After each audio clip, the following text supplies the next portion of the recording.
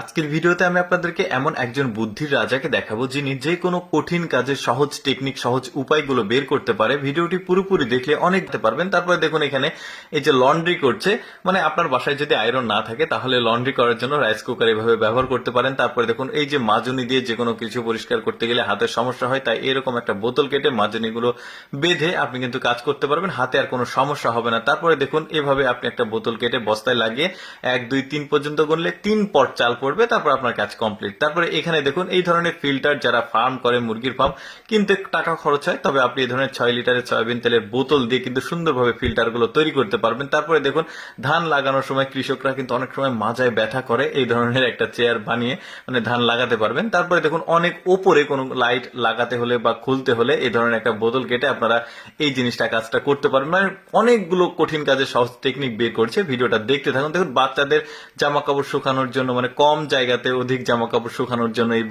বুদ্ধিটা দেখুন, এই বুদ্ধিটাও কিন্তু খারাপ না। 5 লিটারের সয়াবিন তেলের বোতল কেটে সুন্দরভাবে ছাতার সঙ্গে লাগিয়েছে, এখন হাত দিয়ে ধরে থাকতে হবে না, আপনি কমফোর্টেবল ভাবে কাজ করতে পারবেন।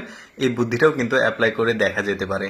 কঠিন কাজের সহজ টেকনিক গুলো শিখতে পারবেন। যেমন এইটা দেখুন ডাবল বেলচা বানিয়েছে, মানে একদম কম সময়ে অনেক বেশি কাজ করার জন্য। এই